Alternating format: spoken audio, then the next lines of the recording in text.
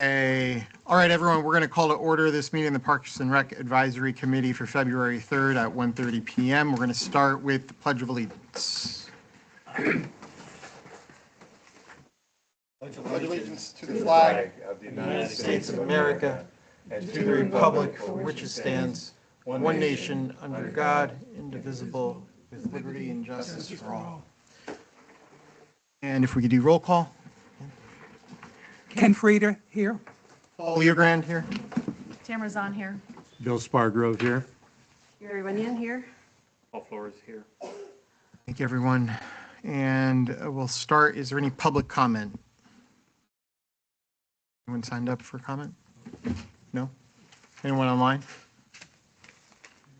No one online. Okay, great. We'll move to action log review.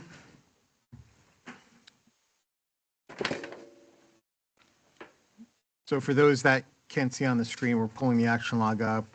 Everything that's in gray should be taken care of. We have added a few things at the bottom.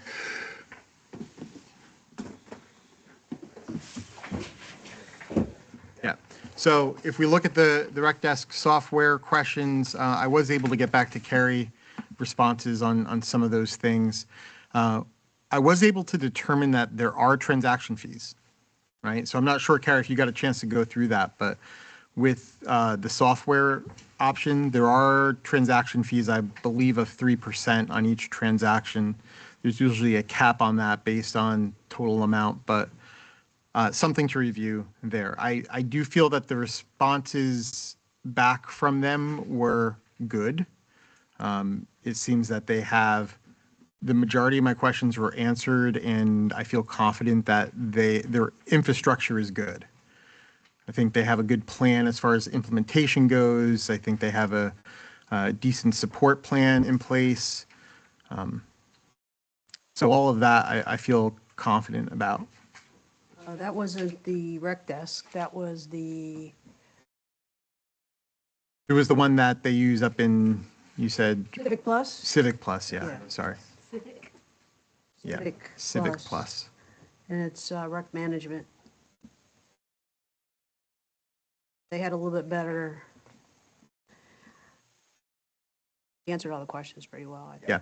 Let me just kind of go over that with you. If we might end up having a special meeting with this, or with PrAC here, and go forward and kind of go through the Civic Plus software and have a representative online so that he can answer questions. And that's all we're going to do for that day, is just have that quick meeting and discuss that, and then we'll be done. So I'll let you know. I'll send out a notification, try to get timeframes for when you guys can meet, but it probably within 2 weeks. Great. Okay? Yeah. All right. Thanks. Awesome. And then we're adding something to the action log. And it's basically the analysis that I have in paper form today. I will make sure Georgia gets a copy of it. But it's what we discussed last time as far as the parking situation. So I wrote up an analysis and I included it for everyone to look at today. If we have time, we could look at it. We could discuss it. I think we should. Because I believe the Board of Supervisors will be voting on it at the next meeting officially. So it's kind of urgent. I know it's not on an official agenda item, but I think we need to insert it into today. I need to report in. Joe Schofield reporting in at 1:33. Hey, Joe, thanks. And this is Tamara Zahn. Paul, did we get on, or Carrie, did we get on the agenda so that we could present that to the Board of Supervisors? Parking, yes. They haven't ran that agenda yet, have they? Yes. Wasn't that Oh, our it's goal? out? All right. But we were going to be a public Submit it through the comment. report. We were going to submit it through the be report a public after this comment. Okay. meeting. And it's public comment. And then it's public Okay. comment. So the form that I wrote up today, that's why I want to review it, right? Because in my report, right after this meeting, we need to make sure that this is included. and then it'll be public comment.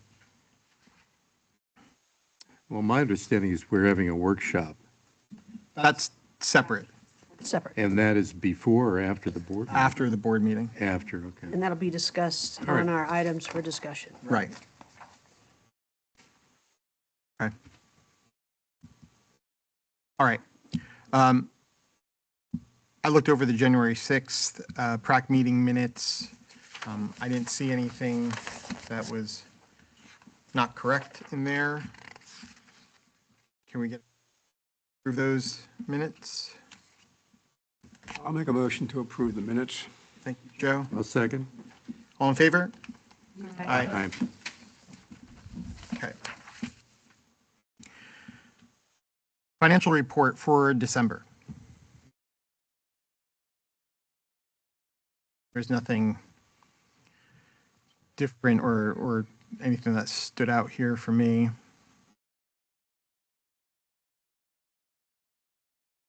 Any questions, issues, concerns anyone has?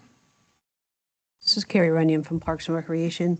I do want to kind of explain to you the pool decking and resurfacing for 160. We are in the process. We did put a purchase order in for that by the end of December.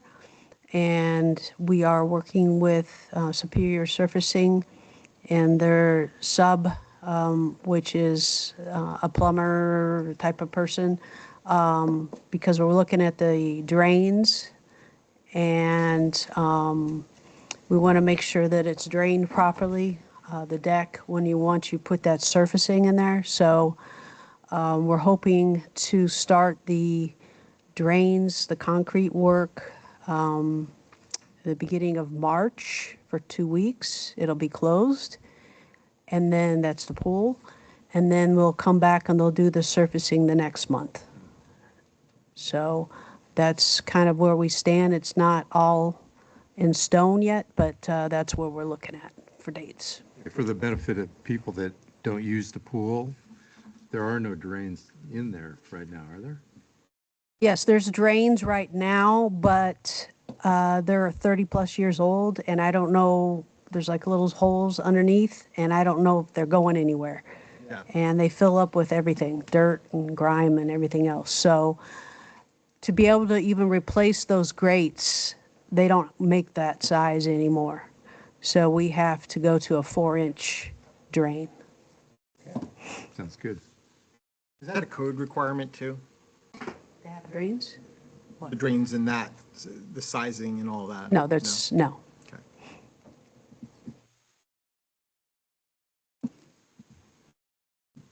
Okay, that's- Anything else on the financial report?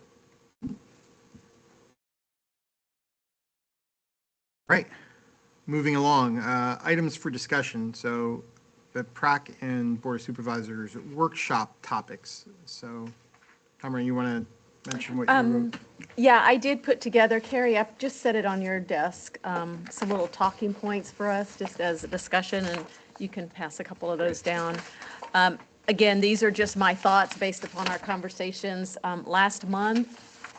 And we can add it, we can delete, but I just wanted to throw out a few things because there was a lot of discussion on, do we have a budget? Should we have a budget? We want a budget, et cetera.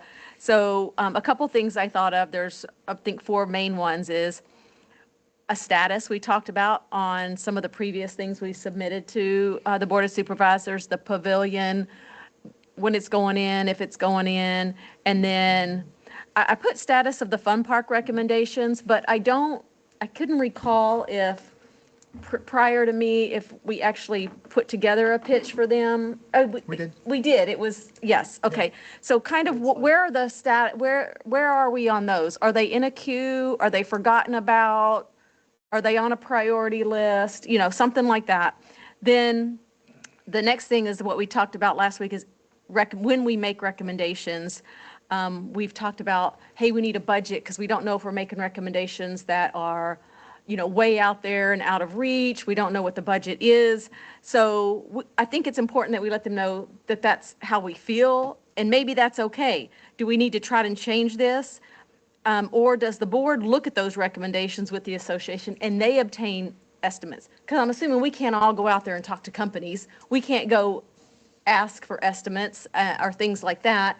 So I think that that's the board, and maybe that's okay. So maybe it's the status quo, but I know that was a kind of a concern for all of us. We didn't want to just willy-nilly go out there and say, hey, we want this project for $100 million or, $5,000 or whatever to get an It'd be idea. great for them to explain the process. Just understand that process, and if they say, Absolutely.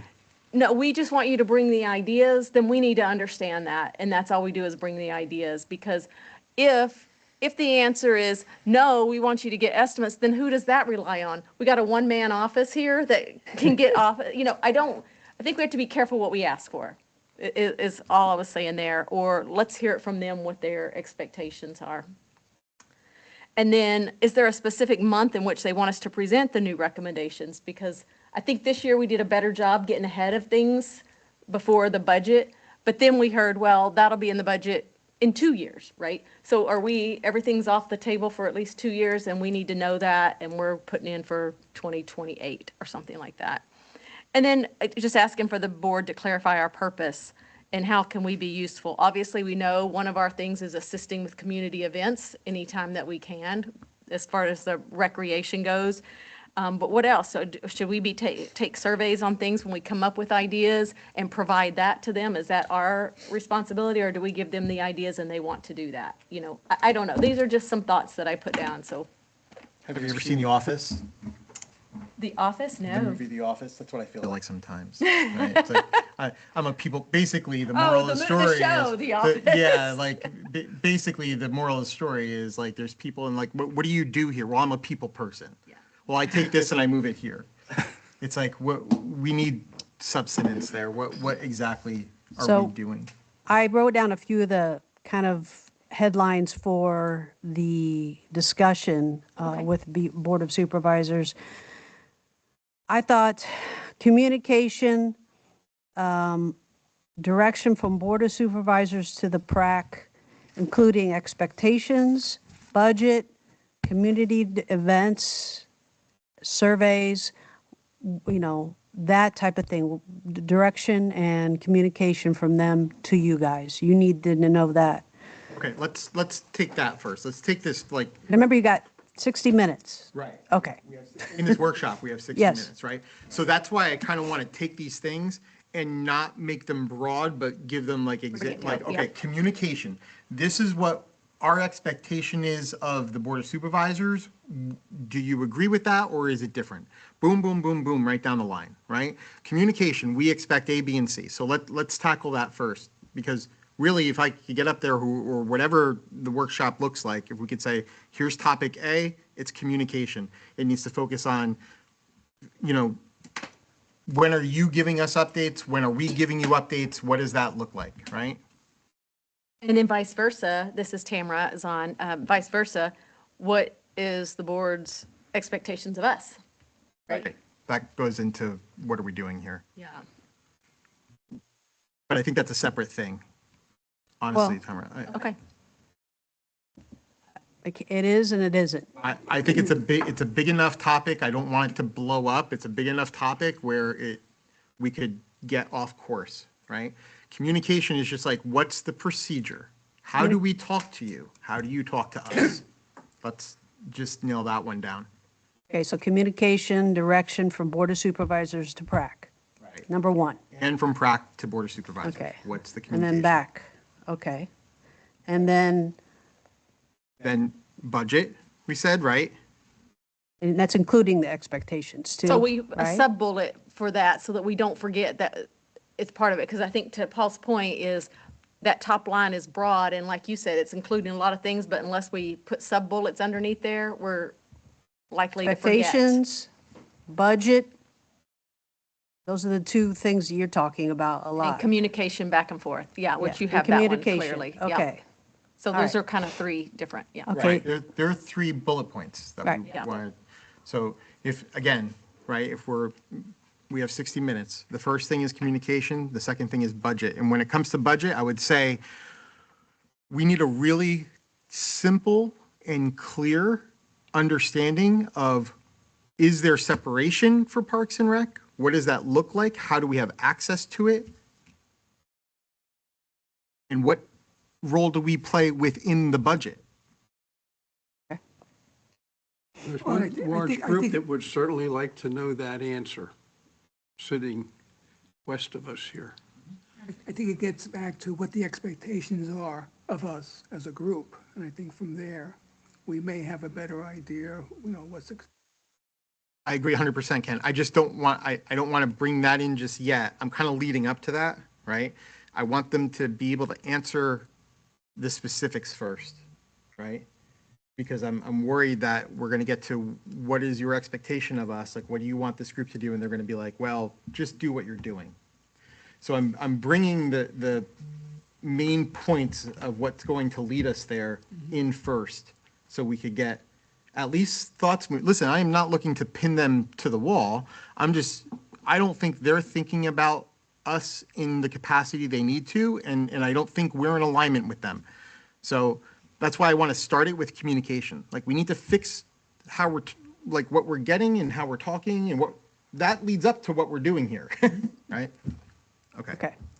Well, they are a decision-making body, and we're an advisory body. And I have the feeling we need clarification on what that means exactly. 100%. Okay. Then the other thing I was looking at is the Fun Park, future ideas and projects. Pavilion at the Commons Park, where are we on that, right? Yep.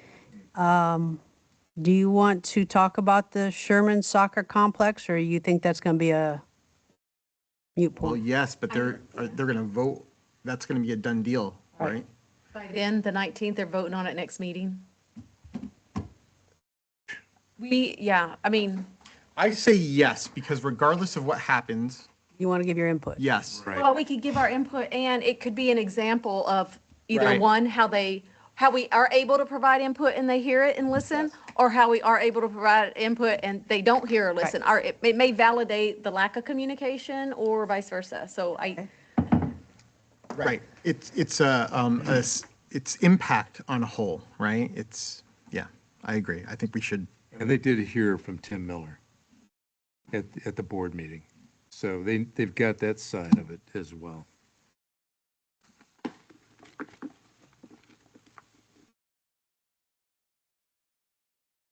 I think that'll fill up your 60 minutes. I think it will. Okay.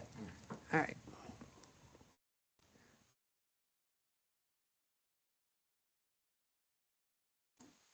Okay, next. So I spent some valuable time putting together a resolution for the Parks and Recreation kind of rules, policies, or procedures, more or less. Due to the fact that we're bringing in a new park facility, I needed to update what was written when I first came on in 2024. So you'll see the Exhibit A, which kind of explains to you a little more information on the policies and procedures of parks. And then we had to do a resolution to kind of solidify that and put it in the Muni Code, I guess. So I don't know if you guys had a chance to look at it. I have not, but I would like to read it for sure. Is this in our packet that's online? Yes, this is in your packet.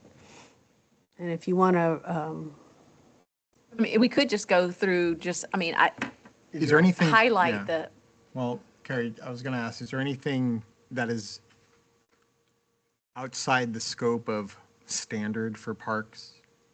No. That we need to, because when I skimmed through it, I didn't see anything that stood out that differentiates us, right?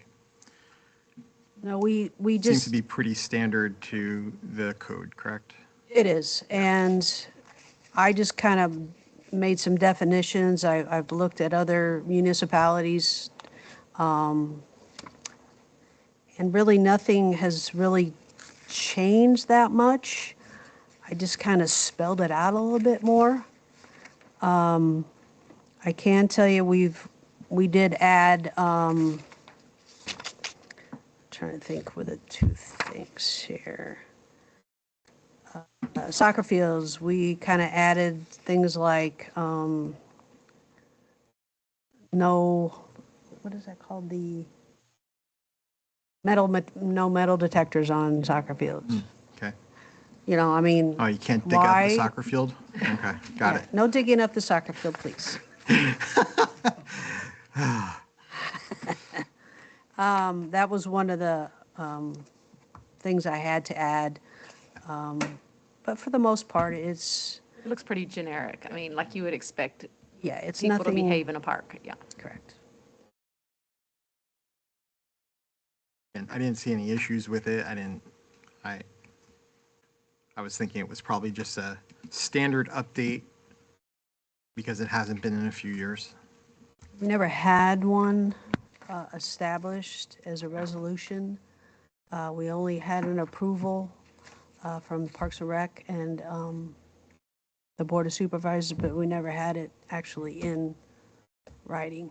So we wanted to make sure that we have this opportunity to do it before we open up the. Does this new get facility. filed with the county or anything as an official It's- park? it's- Is that the it's an official plan? document, right? Yes, it'll Okay. get ratified by the Board of Supervisors so that we have a good basis for not only operationally, but also enforcement, hours of operation. And then based upon this, we'll start working on our policies and procedures, I guess, and then bring that, so it's kind of like the basic. The basis, the foundation. for it. Foundation of Yeah. what we're looking forward to in the future, so that we are working on, some of the policies and procedures that are required as far as operating all these facilities that are coming before us. This ones as well.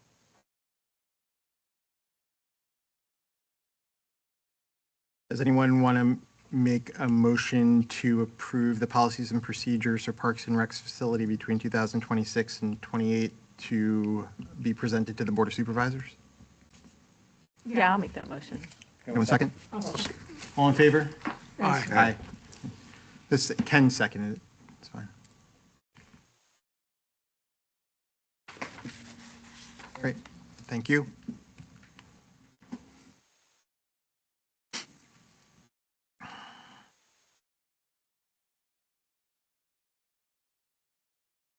So the next one is, I'm kind of, this again, Carrie Runyon. So I've gone and did a lot of research regarding what we need for user fees for the new facility. Because there is going to be a financial impact one way or another, whether it's a resident versus a non-resident. If it's a contractual class, we might have to have the small fees so we can pay the contractor. So what we did was came up with a, it's called the membership card. And it grants eligible members pretty much all recreational amenities, programs, classes, facilities, contractual activities. But the use of the dog park is not included. It's a separate entity with a separate membership and fee. So this membership would include Gateway Commons, Fun Park, Sherman Soccer, and Linear Park. So, and it would be resident and non-resident. And then we also threw in there a seasonal. A lot of times people only come here for 6 months, and that gives them an opportunity to participate as well. And you'll see the Gateway Recreation membership card, an individual resident, the annual membership, no cost. So you would get a card. If you're a non-resident, it would be $285 annually or $145 for 6 months. The family up to 4, there's no costs for the annual membership. But for a family, it'd be $385 annually or $200 for 6 months. And then each additional person for a resident would be $5, and then the resident would be a $5 guest pass. So that means if you're playing pickleball, you're going to bring a friend, one-time thing, they want to come play pickleball and they're only going to be here for a couple days, that you bring them, it has to come with a member though. Can't just come on their own, has to come with a member, it'd be $5. If you're, same thing with a non-resident, it has to still come with a member, it'd be $5. And these were kind of like startup programs. So you're like your chair, so you have chair yoga for seniors. There would be a free or reduced rate for members. And when I mean members, I mean Gateway, the Gateway Recreation Membership Card. Okay? So it'd either be free or reduced for any of these classes that we have. Right.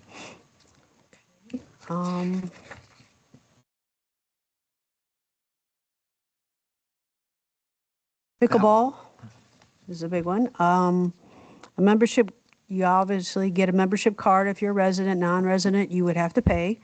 And then I kind of want to talk to you a little bit about this because we mentioned this on how you're going to be able to handle the resident versus non-resident. Once you have 3 or 4 residents or, want to take most of the courts or whatever. So I think starting off, and we can always make adjustments, but courts 1 to 9 would be your resident, and courts 10, 11, and 12 would be your non-resident.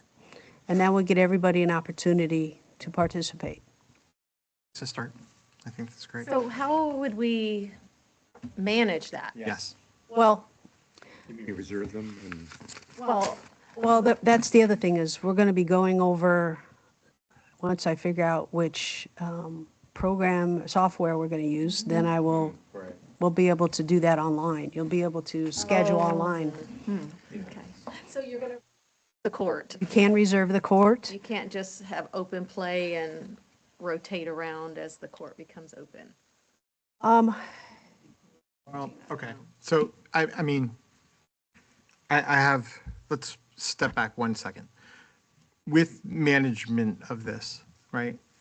What is the plan as far as, I understand residents versus non-residents, but is it by house? Is it by household or is it by individual? Because how are we dealing with income properties where people are renting their homes out, right? Where the owner is a resident would leave their membership card, and now the non-resident would then have access to the owner's membership card. How are we tracking that, right? And I'm not saying you have to answer that right now, but it's a consideration as far as what does that look like, right? Because, oh, well, I get to play in the members' pickleball courts because so-and-so I'm renting from is a full-time member and, right? So how do you manage that with the pool? we don't. It we doesn't don't. seem to be a problem. But the difference is with the pool, the tenant has a membership, has a card. And if people come and they rent their facility, they usually bring in a water bill. The water bill, if they're paying a water bill, they're considered a resident. Right. Okay, resident tenant. If they are coming from out of town, and they're just there for a short vacation, that's a different story. And I think that's probably the best way to do it is manage it by the perspective of when you enroll, you need to provide your address verification. Right, and we do that Right. already. So, If Okay. somebody's renting a place, and I think there is a minimum requirement for renting in the county, you can't have short-term rentals. in Lee County, you can. You can't have short-term In Gateway, rentals? you can't. Okay, In Lee County, Gateway- you can. You could have Airbnbs in Lee County. So in Gateway, we have a restriction on the amount of time. Correct. And Vary from HOA to HOA. And it does. Oh, well, okay, each HOA, okay. If somebody's renting a house, I think that the owner's rights would extend to the renter, and they would be considered a resident, renter, whatever. They would have the same rights as a rent, as an owner, quite frankly. And that's what they're paying their rent for also. I don't know how you can distinguish, I don't know necessarily that a rental agreement qualifies somebody to get the rights and that an owner. They have to abide by the rules and regulations and the covenants set forth by the HOA and the CDD, Right. right? So the CDD, however, does have the right to determine what those set rights are within a certain extent, right? It has to go in coordinates with 720 and all that, but it's a good question. And it's something to consider, right? Like, the bottom line is, what we don't want, I feel, is just anyone showing up saying that they're renting and here's the owner's card, right? Like, no one should be able to go to one of these facilities and say, oh, this is Paul Leogrand's card, but you're not Paul Leogrand, right? Like, that's what we're trying to avoid, I think. yeah, absolutely. And I can tell you that when people come to the pool, show membership, you know, want a membership, and they say, well, I'm renting a house, or renting a condo for now, okay, hopefully for, you know, it's for a year. They have to bring me their water bill or something that shows that they're renting that facility. Right. So it's a requirement to be able to get a card. The only thing I see that's different with the resident and non-resident, we've never had a non-resident, for instance, for the pool. Never allowed that I'm aware of. We have, in the past, we just haven't had anyone sign up. Right. And it was before is Pelican used to be considered a non-resident. And so if they wanted to get a card, they would have to pay that fee. I think it was like $120. Yes. But now it's different. Okay. Look at me. Yeah, Pelican's now considered residents. Now, yes. When a renter rents a house, in Pelican, they have to be approved. Here too. Okay, so at that process, could there not be a document issued? There's a lot of steps in it, though, right, Joe? I mean, that's a whole kind of separate thing as far as who's selling and who's renting. That's, for lack of a better term, I don't want to say this to pass the buck, it's like a separate department, right? So then there's a lot of communication that needs to take place with, it has to go over to Parks whenever somebody rents to verify or validate, which we don't have the infrastructure for, to be honest, right now. We also don't know if they're going to want to partake in the facilities, right? So that kind of changes the whole flow of it, where we would be reaching out to everyone that was renting. That becomes unmanageable right now, I think. Maybe later down the line if we're overwhelmed and we have to control it, but not up front, right? I think right now we're just trying to establish some guidelines here so we have something, I call it a starter package, so we have something to go by. And we'll probably have to make some adjustments here and there. It's going to be a learn by doing type of thing. Even though we've already looked at many different organizations and locations, and they primarily do it this way, and I haven't seen them change anything, but it's going to depend on our actually gateway itself. So I think it makes perfect sense. I think it looks good and it's a great place to start, right? I think as we grow it and we get familiar with the membership kind of model, the ability to also expand, we're talking about those day passes and those programs, right? The ability to expand programs, and we're going to talk about this a little later in the revenue generation options that we have, will greatly help us. If we can make it smooth and easy for somebody to go to a site and sign up for something that looks interesting and pay for it right there and then get a ticket, that's perfect. That's really, so exactly. yeah, opens up a lot. And Carrie, this is Tamara. I would like to talk to you about the pickleball and how that's done or not done based upon the pickleball courts that I go to. Because unless you're indoors, I've never seen one that rents a court, because a lot of people don't have 3 friends that they all go to. They show up and there's like there's bins that you put your pickleball paddles in, and the first, you put your one in, and when a court's open, those 4 go. And it's like free play that I think you would have more people show up versus if you got to book a spot and then hope there's a couple other people there to play. So just something to think about. That one might do better handled differently. I don't know. And No, I'd be I- willing to talk to you or, I'm on the familiar. side about There's that. different ways to do it. Let's say that we have, let's say we have a class, a pickleball class, and I need to hold 2 or 3 courts. I need to be able to hold them for that class. I will have to do something so. yes, Yeah. agree. But I could always put in there free If play. there's one available, yeah, Yeah. but free play for, Right, yes, correct. I agree. Just Okay. block the time out. So I was trying to think Yeah. of all the scenarios. Now, I know when people Yep. come in and some people put their paddles on top of each other, and when the game's over, then they move off and the next group comes, and Yeah. I've seen that too. So I know there's different scenarios. It's really gonna depend on. Yeah, and some of them, they open it up for Special Olympics, and they have pickleball for 2 hours, so they'll say, they're closed for these 2 hours. Right, Right? And exactly. everybody knows there's a sign and Right. you don't show up. Right, Okay. okay. I don't see anything on this, but are we still considering opening it up to community first and then allowing outside? That's why I set up the resident courts 1 to 9 and then non-resident 10 to 12. And let's say we have 10 or 11 groups and no non-residents are coming, okay? Sure, then we could, right. I can shift right. people over. But I'm talking about signing up for the program in entirety. We talked about it. The problem with that is we do get some of our funding from the county. Yep, so we got to open it up. Yes. Yep, makes sense. Okay. Cool.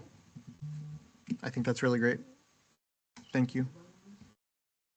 Yes, we're seeking support, so can you, we would like to get a motion Yeah. to move this forward to the board level for their approval to Right. ratify and come up with a rate structure. That sounds good. Can we get a motion to move this up to the Board of Supervisors? I so move. Second? Second. Joe seconds. All in favor? Aye. Aye. Great. Wonderful job, guys. Thank you.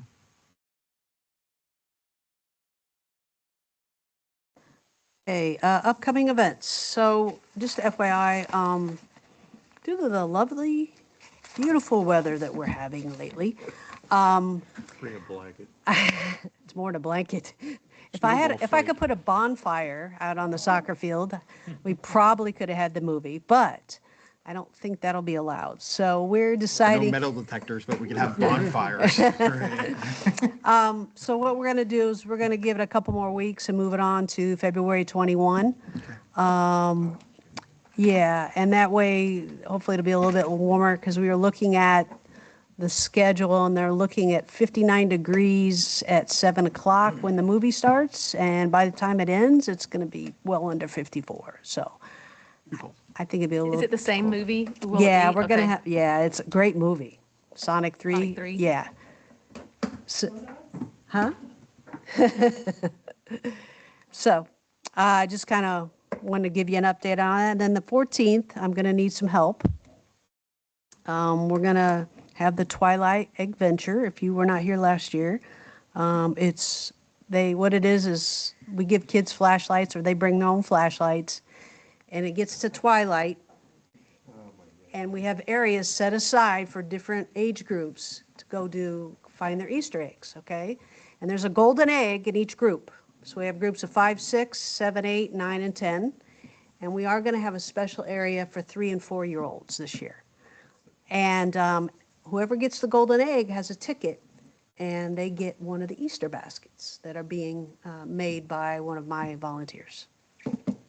So we're going to have a couple vendors there. We're looking at arts and crafts. We're going to have, arts and crafts. So I'll be calling Laura again. And the EB, the Easter Bunny, will be there. And be able to take pictures. Last year we had a long line, just like Santa. So- I have to like warm up on being Yes. Easter Bunny elf too? Yeah, Okay. Easter Bunny Elf. So Gotcha. it's kind of a quick, it's not a real long event, but it is fun. Fun.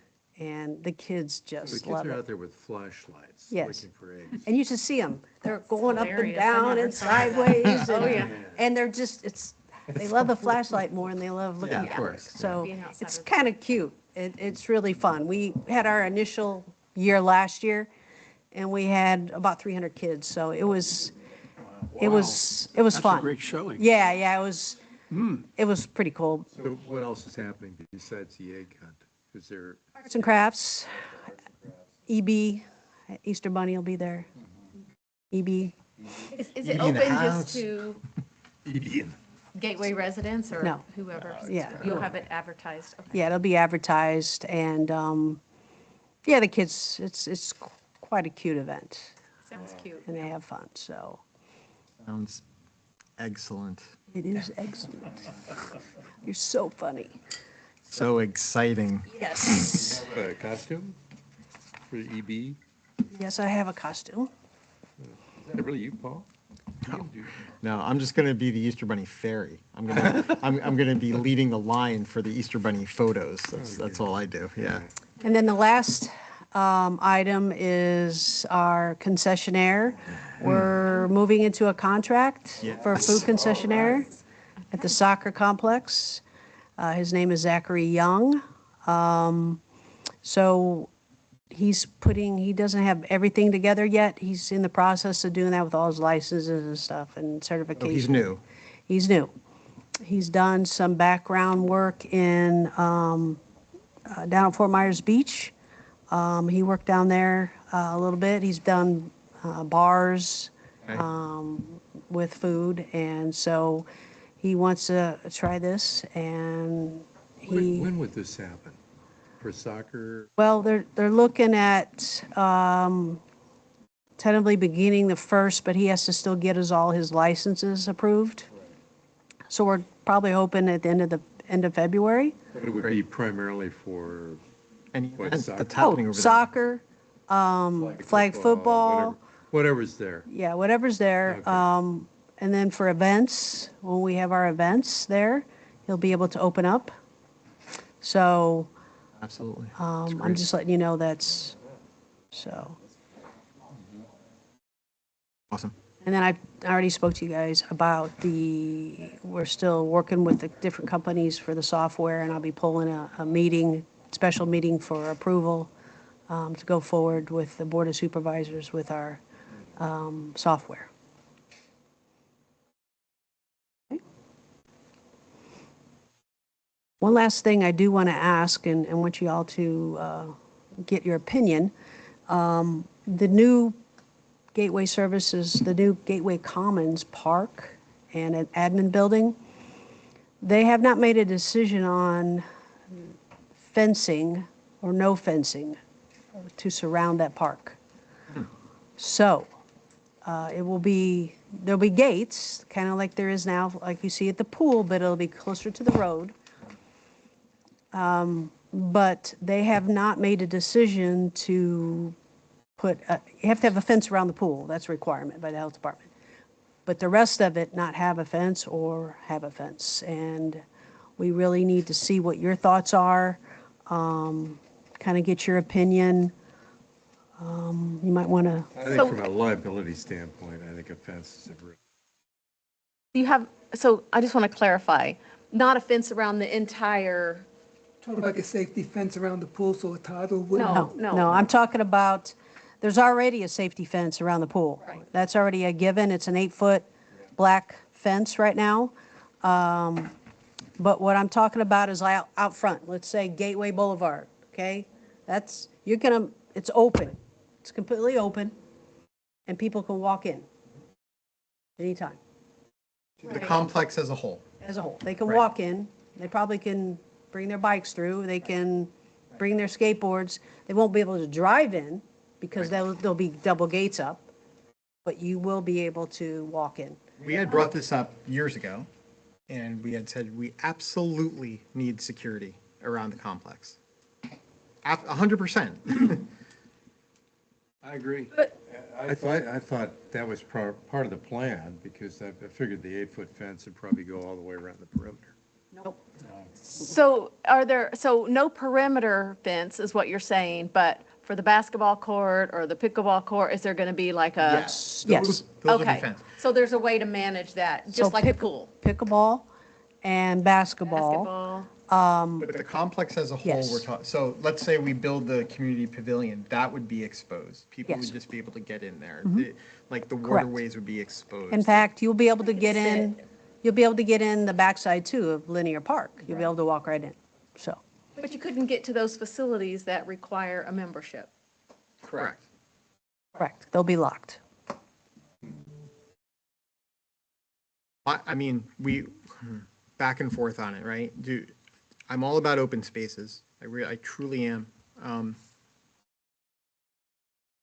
However, I'm also about protecting our investment, you know? And liability. And liability. And I understand there's a fence at the pool, that's fine, but there's going to be other things in there, and there's going to be availability for other things if we keep on expanding, that we're going to want to see who's in there. We're going to want to make sure that they have access. There's something special about living here, right? You pay a lot to live in our community. And not that I'm looking to keep people out, not at all. Come and join us. But come and join us, right? If you're coming in from another place because you know Gateway has this beautiful setup, then you need to do that the right way to partake in our amenities. I think it Have needs a an fence. investment that we need to safeguard. And you say you're paying a lot of money, people expect it to be protected to some extent. And you also have children running around frequently. And you don't know who's infiltrating and could walk off with a child. Right. It's about safety too, Joe. I agree 100%, right? If you're going to come into the environment and, you know, once we build a pathway around the pond all the way in the back on Linear Park, I want you to feel safe. If you want to go for a walk at dusk, you should not be worried about who's coming up behind you. So just knowing that the space, you know, is secure, I think is a great thing. Well, Carrie, you didn't say that a decision's been made not to do it, correct? Or are you saying that it just hasn't There's- come up yet? Well, it's come up. It's come up, it's been bounced around from the Board of Supervisors meetings, and it hasn't been decided yet. So that's why I'm talking to you all about it. Sizable expense to I put an mean, this is 8-foot fence around the parks, perimeter. it is. Huge expense. But I can tell you right now that, It's not been factored in already. right, Yeah. correct. It's not Made been an factored in. assumption it had been, but No, has not. I thought that had been. No, has not. So I just want to throw that out there. I want you guys to think about it. I might ask you if when we have our next software meeting again we're going to discuss it again. And we can go from there. Okay? Joe? Really, I think this is a dumb question, but I learned a long time ago, ask them anyhow. The way the land is laid out, a fence is going to be very expensive if we go around the whole thing. Yes. But can it be built in sections over a period so that the most exposed areas have a fence and the areas that are less exposed don't have a fence? Now, I know people will say, well, why do you have a fence when people can walk around it?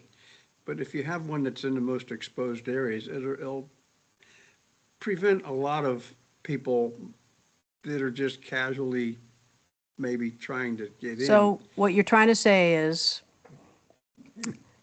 maybe along Gateway Boulevard, where you can have all kinds of different people coming in and out, and there's tons of traffic up and down that boulevard. Yeah. That's what you see. When you go by, you'll be able to see everything. You'll be able to see everything. Just as, that would be So a that- priority, and that would help Right. the taxpayers also. Right. That's why I'm discussing this with you. Come Yeah, up with well, ideas. I think that's something to throw out. Okay. Who knows where the board will go with that, but there's a financial issue, and there typically is, that could be one way to alleviate some of that and still get a fence built. Say it takes you 3 years to build the whole fence. Right. Most important parts, and then you get around and finally. I appreciate that. I do. My concern is, listen, let's be honest, if somebody wants to get in, they're going to get in anyway, right? Fence, no fence, whatever. Trespass, yeah. Right. Somebody really wants.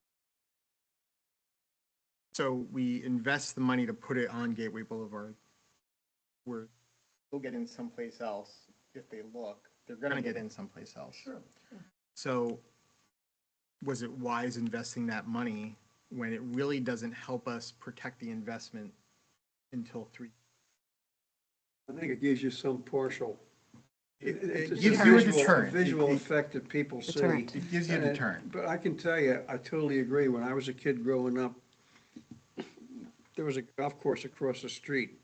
Not that we had a lot of money. The golf course was very cool to tell us we weren't invited. Chain link fence went up, strands of barbed wire on top. Yeah. Now it's a challenge. The challenge lasted 5 minutes. Right. I mean, Right. we all could climb over, and we got caught golfing in there. I couldn't tell you how many times. So, you know, anybody can get over it, and even putting barbed wire on didn't stop us kids. If it wasn't a hole underneath, we just knew how to climb right over the barbed wire.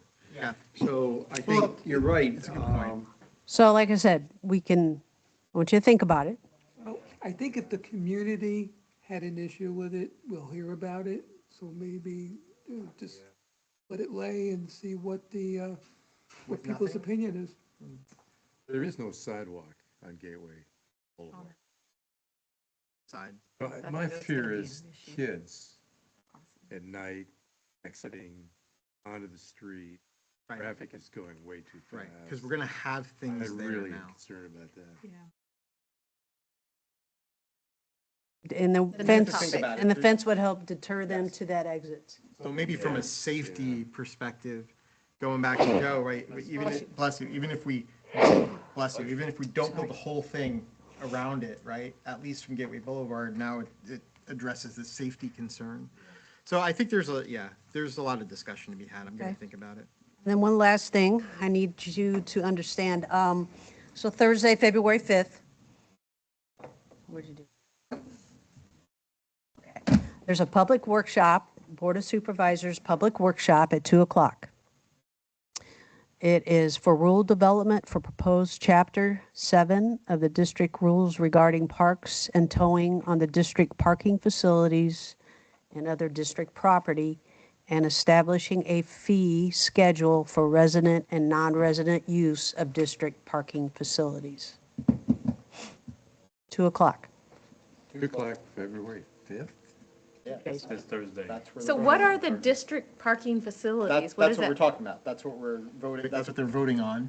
February 5th, Identifying them? and that's here? I mean, is that like right out here, parking right here, Implementing parking at the- soccer fields, at the pool? Yeah. Okay. Okay, so I wanted to address this. So on this topic and what's happening on the 5th, they're voting to bring in, and Carrie, correct me if I'm wrong, they're voting to bring in parking process where people will be charged to park at Sherman for any event that takes place over here. It's an hourly fee. They're going to have, each vehicle is going to be charged, and residents, non-residents, it's all the same, correct? Correct. Okay. So they're So voting on that it, being said, February 5th. they're voting on that on February 5th. I'm sorry, Bill, I didn't mean to interrupt. But that being said, we spoke about it last month, and Wait a minute, Paul. The workshop is to discuss it. They don't vote until Okay. they have the meeting, which will be at 3 o'clock. 3 o'clock, same day. They're talking about it at 2, they're voting at it at 3, this Thursday. Got it. Okay, so, that being said, I thought about this for the past few weeks and put together an analysis of why, and I mean, no surprise, I think we all agreed last time we spoke about this, it's a bad idea. but I put my thoughts together on why it's a bad idea. And I feel that we could discuss it here. If we want to make changes, we can, but we need something formal to present to them at this workshop. Now, we are not able to get on the agenda as a committee addressing the Board of Supervisors. However, we can give this, whatever we finalize today, we could put it in, I could put it in the notes for the meeting minutes to present to them so they have it, and then we can make public comment. So we could come to this and we could stand up and we could say, we sent you this article, this is how we feel as a committee, and these are the reasons why we don't think you should do that. Okay, so just kind of, there's a few ways we could do this. We could, you all have copies, hard copies. I could read through it if you want it in the meeting minutes. It's up to you. Why don't we do that? We can go through. want me to read through it? I think we can do it pretty quickly, and I Okay. think we had a very good conversation on it last month. Okay, we'll try and get through it quickly, okay? So in that way, people out here could hear it too. So now, analysis of the proposed parking fees at Sherman Soccer Complex and alternative revenue strategies. So the Gateway Community Development District has proposed implementing a parking fee program at Sherman Soccer Complex for families attending their children's practices and sports activities. While the Board of Supervisors suggests these programs will generate revenue, the Parks and Recreations Committee has expressed significant concern about the potential negative impacts on the community. This document provides a comprehensive analysis of these concerns, supported by research and case studies, and presented a range of alternative revenue-generated strategies that are better aligned with community interests and values. So the first part is the negative community impacts of the proposed parking fees. The introduction of parking fees at a public recreational facility like Sherman can have a far-reaching and detrimental effect on the community. These impacts extend beyond simple financial considerations and can affect community health, equity, and public sentiment. So financial burdens on families. Youth sports already represent a significant financial commitment for many families. The average American family spends $1,016 on their child's primary sport, and that was in 2024. That's up 46% from 2019. For many of these costs, it's a significant strain, with 56% of parents expressing concern that they will be unable to afford their children's sports in the coming year. Adding an additional fee, even if seemingly a small one, acts as a regressive tax that disproportionately affects low to middle income families. Research will show that a $5 daily user fee at a public park would deter approximately 49% of lower income individuals compared to 33% of higher income individuals. Still, 33% is not good. And what are we looking to charge per event? We're looking at, I think it was $2 an hour. Per hour. Okay, $2 per hour. So an event is typically going to be 2.5 to 3 hours. We're above that 5% or that $5 mark, right? Okay. This creates a pay-to-play environment that can exclude children from the beneficial activities simply because their families cannot afford another fee. As one article poignantly states, no more hidden fees. Parking, food, and entry costs shouldn't break the bank. This has a negative impact on the community health and child development as well. Public parks and recreational facilities are vital for community health. Free and open access to these spaces encourage physical activity, fosters social cohesion, and improves mental well-being. The San Diego Union Tribune, in an article about a similar controversial parking fee proposed in Balboa Park, noted that access to green spaces is linked to a wide range of positive health outcomes for children, including better motor conditioning, improved sleep, and lower rates of obesity and depression. We're going to make it unobtainable for people to continue to participate in their sports. That's what we're looking to propose here.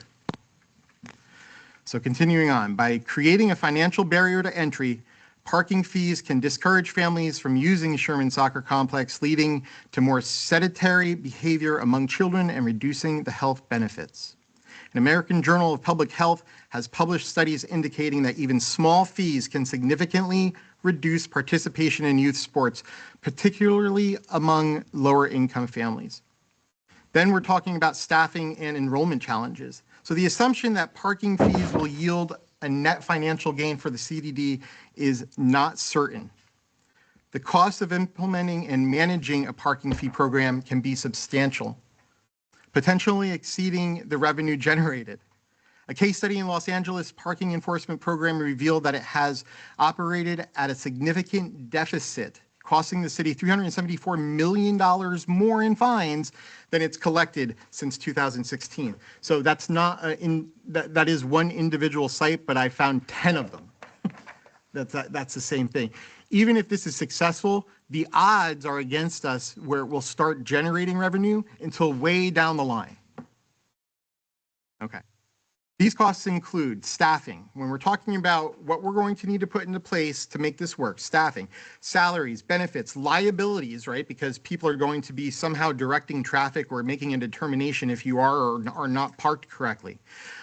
Pulling current staff off of duties to support this, right? You have a limited staff that currently has job responsibilities and duties. Now they're going to have to somehow find time to move over to this. Modifications to current staff, scope of work, which will need significant reworking of job descriptions, job responsibilities, and adjustments to pay and hours. Then we're talking about changes to equipment, purchase, installation, maintenance of the parking meters and the pay stations, processing, administrative costs for handling payments, appeals, and collections, because no one's going to freely pay their fines.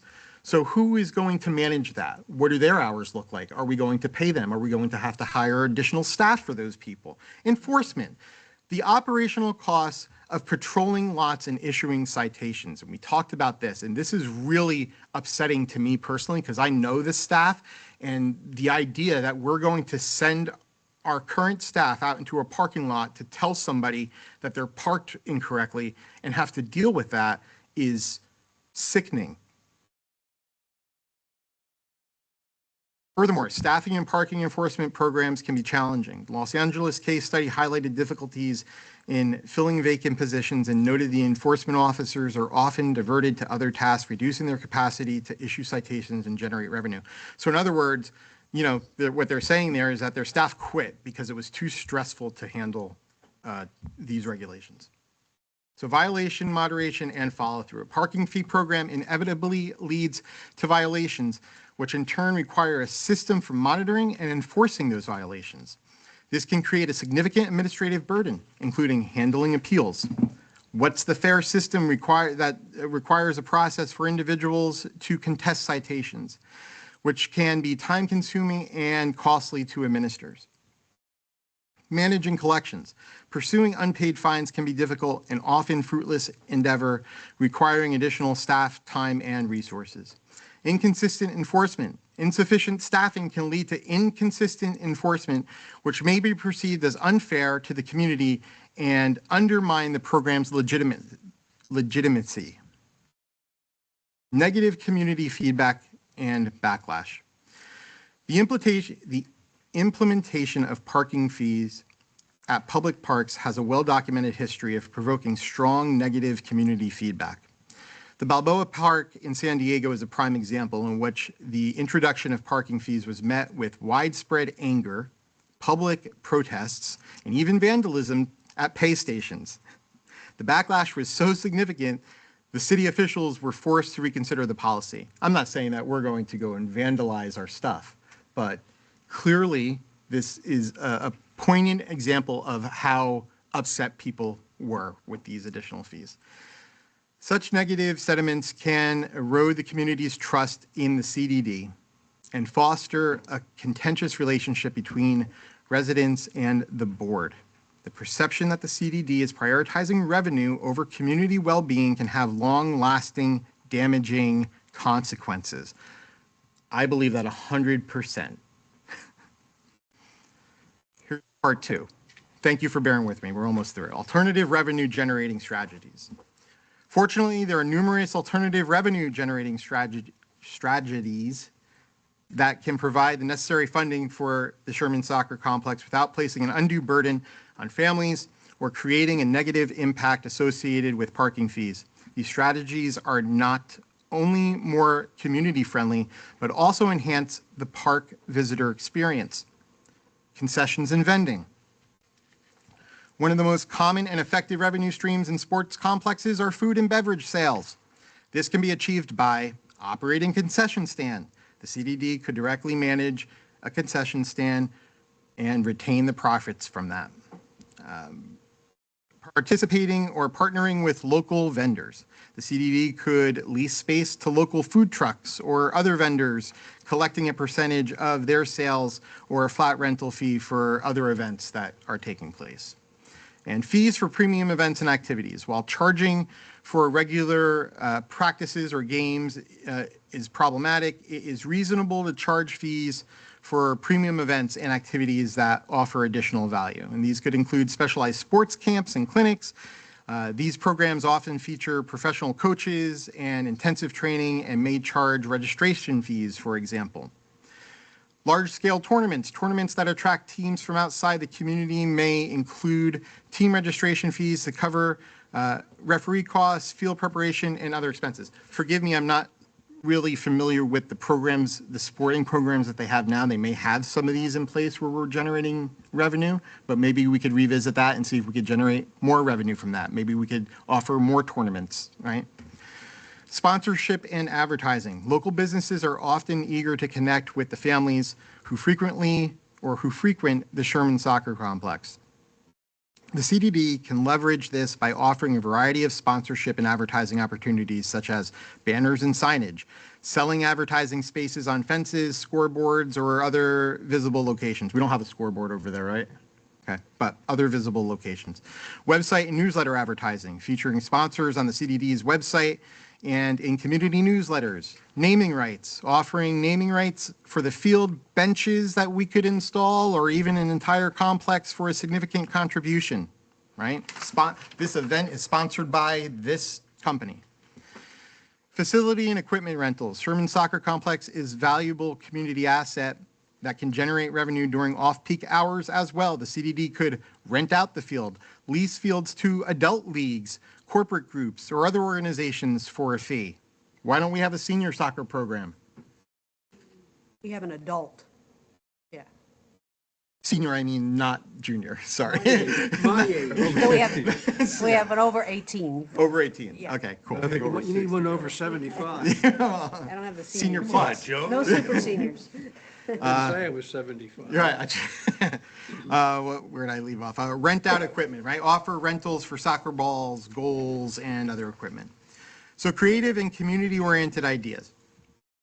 There are many other creative ways to generate revenue while also enhancing the community experience. These includes birthday party packages, offering packages that include field time, decorations or amenities, memorial programs, allowing families to purchase a memorial bench or a tree in honor of a loved one.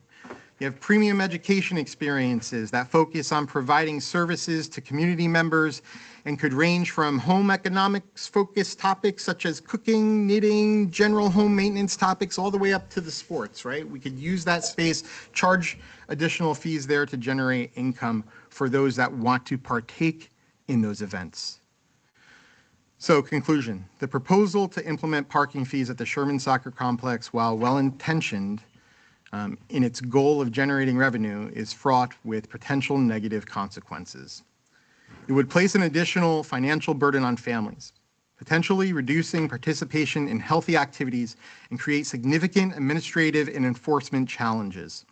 The strong likelihood of negative community backlash further suggests that this is not a prudent course of action at this time, and the Gateway Parks and Recreation Advisory Board strongly recommends against it. In contrast, the alternative revenue generation strategies outlined in this document offer a path forward that is both financially responsible and community-centric. By focusing on concessions, premium events, sponsorships, and creative partnerships, the Gateway CDD can generate the necessary revenue to maintain and improve the Sherman Soccer Complex without alienating the very residents it's meant to serve.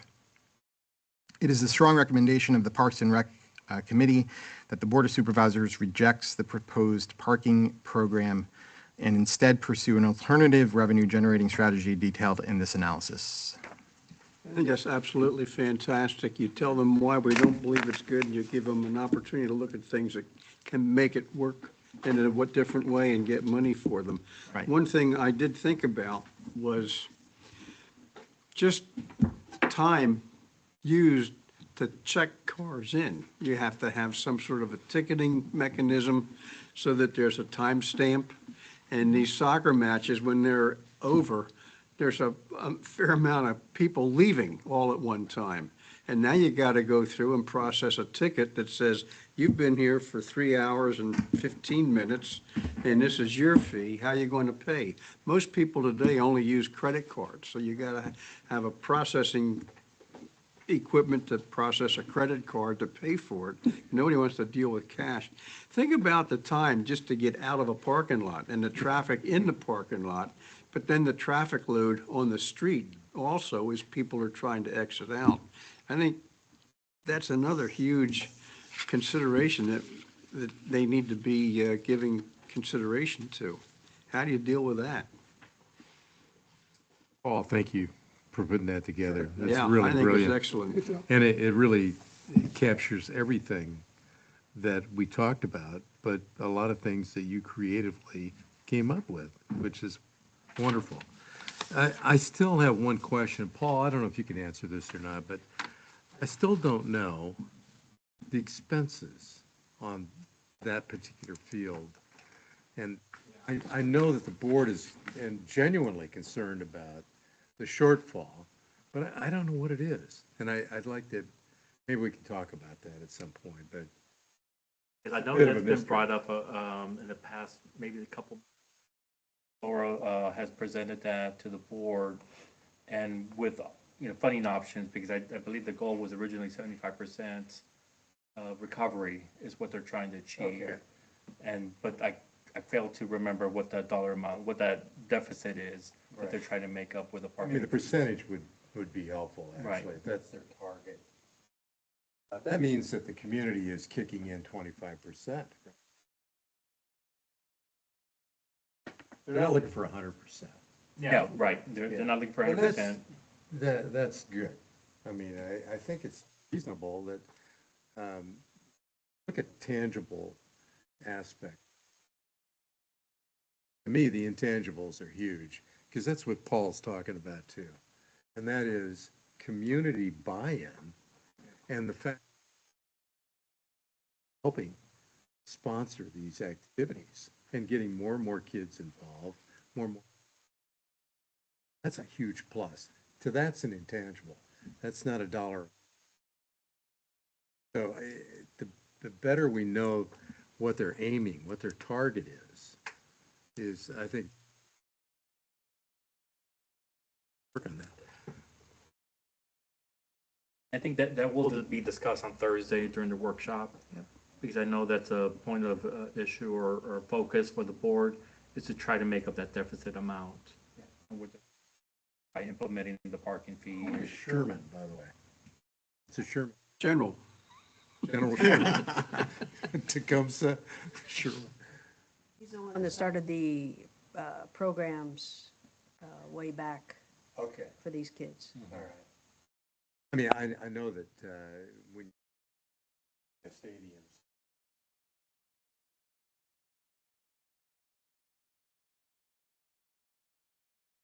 My whole stance is that, to Bill's point, we can, once we learn what the amount is, we should be able to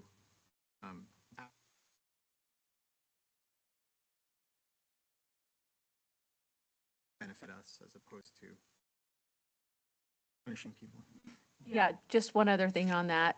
I think originally, whenever I heard the topic about charging for parking, it was limited, I was thinking to soccer fields, but the way it was presented here, it's all district parking. So you think of the person maybe who goes to water aerobics 3 times a week or 4 times a week. So now it's free to them today. Tomorrow, it might be costing them $60 a month. And some of our residents, probably aren't going to be too happy about that either. So just something to think about. It's no longer, from what I'm seeing in that statement, It's no longer soccer fields that we thought a lot of it Yeah. was non-resident. It's now everything and anything that any member goes to at that facility. If you're going to work out 3 times a week or whatever, it's going to cost you now. I saw that and I started to get hot over it, but let's see what they say on Yeah. Thursday. Agree. We've given them good alternatives, and that's critically important. Community is paying already. Already, A yeah. lot of money through, not ad valorem, Taxes. from, you name it. We're not a So poor community. they do not want to be nickel and dimed.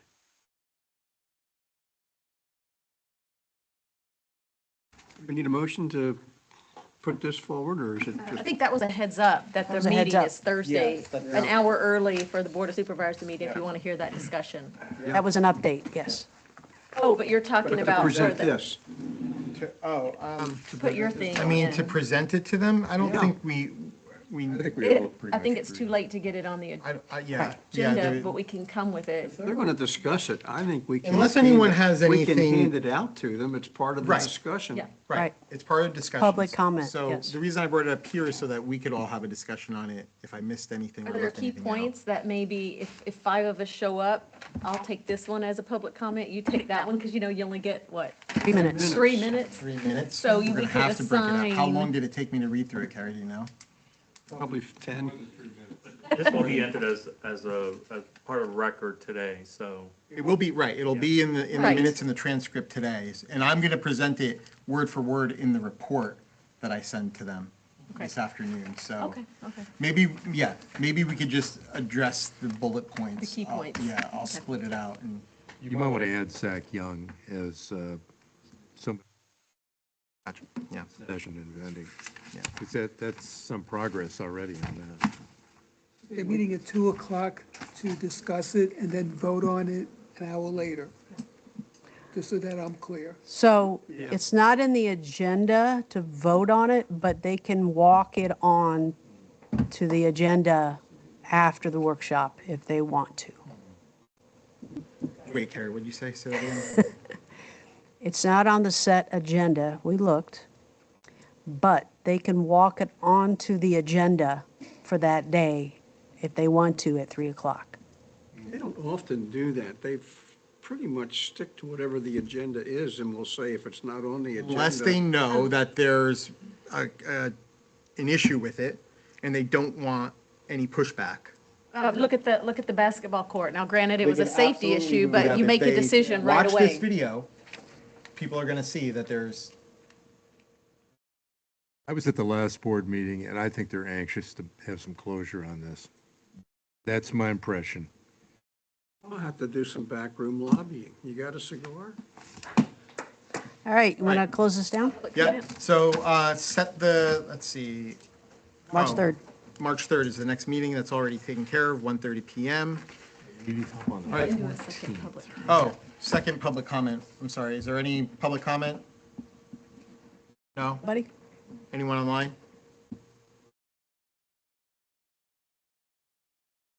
I don't know when the- Nope. No? Can Any we give our, additional? can we give our general he's- public? Go ahead. Sorry. Sure. Yeah. Come Yeah, up to the grab here. podium if you could. Thank you. We'll give you all an applause. My name is Baron Steckler. I actually work with Premium Parking, so I just wanted to sit in and listen to you guys. Is there a way to get a copy of your statement so that I could talk? They are going to be publicly placed up on the website. So, Or they can contact the main office. or you could contact the main office. this. Yeah, no. Yeah, so it's on the Gateway, what's the actual site? Gateway Gateway CDD services. Services.org. Gateway Services, now you got me. Gatewaydistrict.org. Yeah, gatewaydistrict.org. Gatewaydistrict.org. So it takes a few You're messing days, me you'll be up. able to find the meeting minutes, and that's why I read it, so the transcript will be there. Yeah. And you know where the main office is. So you- yeah. All right, thank you. Thank you. Mm-hmm. Anything else? Any other, I'm sorry, staff updates? No? No, no more. All right. Can I get a motion to adjourn? I'll make a motion to adjourn. 10 seconds, all in favor? Aye. Aye. Thank you, everyone. Good meeting. Paul.